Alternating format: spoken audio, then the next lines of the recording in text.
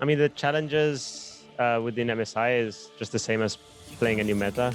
We just first have to figure out prios and what comp beats what champion beats what. So it just takes a while, and because of COVID and like us, like sort of like being in Europe and America during the off season, which is like very important to us because of like we don't want to get burned out for Worlds too. Yeah, it just sort of made things a little bit hard, and first week was just rough. Like, and we didn't have the best read on what worked for us and so on. So it's been a process, but yeah, I'm just happy that we managed to pull through this second week and that we have like a shot at the Rumble stage.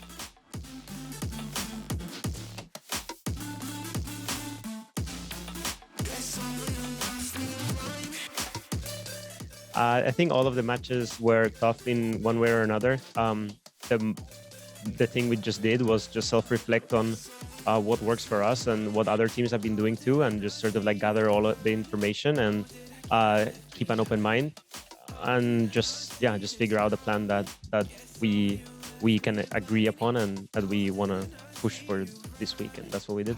Turned out good.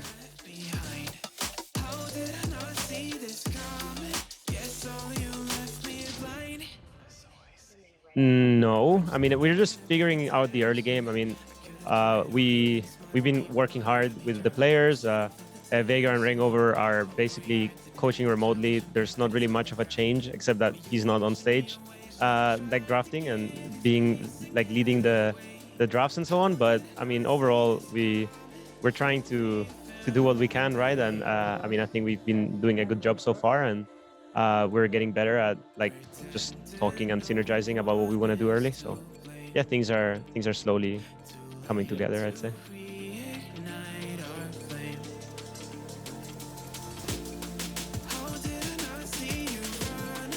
I think we should just take things one step at a time. That's what we've been doing for this stage, and that's what we want to do for the next one. I don't think it's very healthy to start like looking so much into the future, and we should just focus on our next match.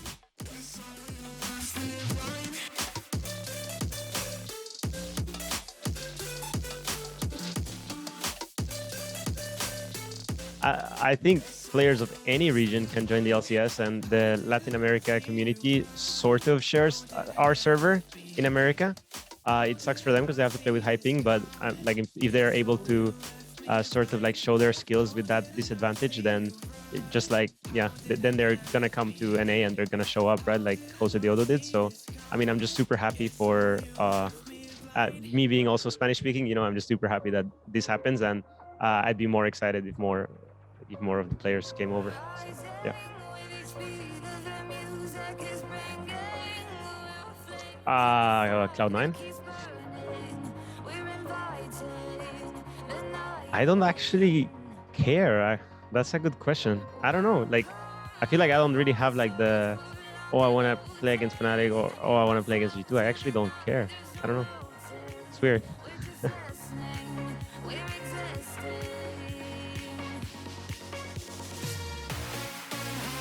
Yeah, I think so. Yeah, of course. I mean, it's probably easier for them to talk to each other and figure things out. It's still a few years gone by, and I think the most important is the mutual respect that they have for each other and the trust that they can achieve great things together. And I think that's what really pulls players through tough times. So I think they've got that because they've won things already together. So yeah, there's that.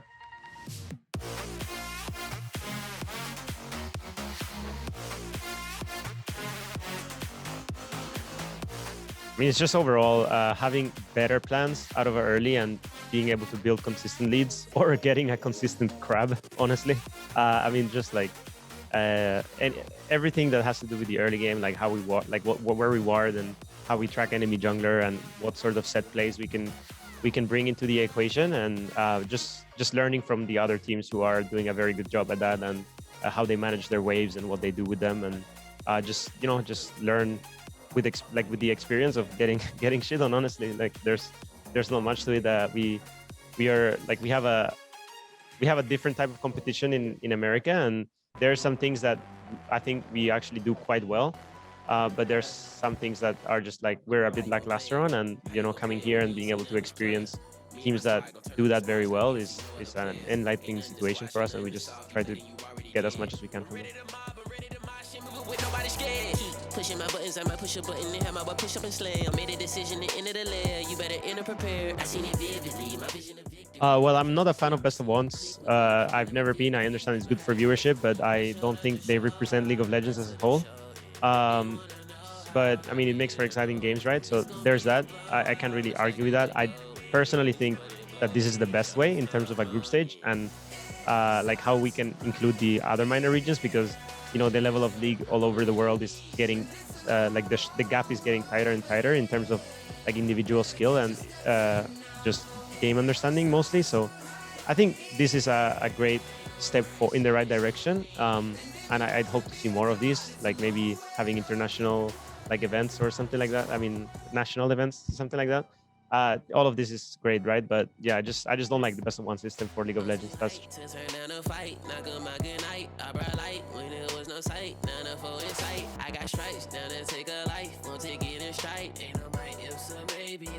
we were very happy to win our last game, because otherwise it would have been pretty scuffed. But I mean, generally speaking, we didn't really have like a good read on the meta. I was very frustrated too, because I just didn't feel like if I was playing instead of them, I'd feel the same way. Like just the games were just hard to play from draft also, and just general team synergy. So it was just like, yeah, just had to take some time to self-reflect, be open-minded, look at what other teams are doing, and try to learn from them as much, in theory craft as much as possible. The mood overall was good. I mean, we're just taking always things one step at a time, right? And I mean, we take one game after the other, and I don't think anyone's like very like upset about the situation. It's just what it is, and we just come here to do the job, and it's this is the job. Like we just have to win. Like we go into every game with the winning mindset, regardless of what happened the day or the game before. The squad, the angelic slum rats. Came for the cash where the funds at. Came with the swag of a war pack. You see this one? It's my award. I tried to warn you and your pack. So if I slaughter you, it's your bad. I mean, I think his first few days he struggled. Like he sort of got like a bit unlucky, but also we got like double crabbed by Damwon into. It was just a rough game, and then the second game he felt like he had a trauma that he's gonna get double crabbed again, and then he just like suicided basically. He just ran it down, and then ever since then, I mean, I think he's been feeling pretty comfortable, and I think he had a very good Morgana showing against Damwon today, and against DFM, and just overall, I mean, he's been playing pretty good. This last game, I honestly don't know what he was thinking or what he was doing, but after he like into the first two times, he was actually having like super sick rumble ults, and he was doing all right. So I just think he just sort of needs to get a little bit comfortable, which he is already. I think maybe he's a bit too comfortable, and I think when the stakes are a bit higher, and when we start playing the rumble stage, I'm sure he's gonna do more than well.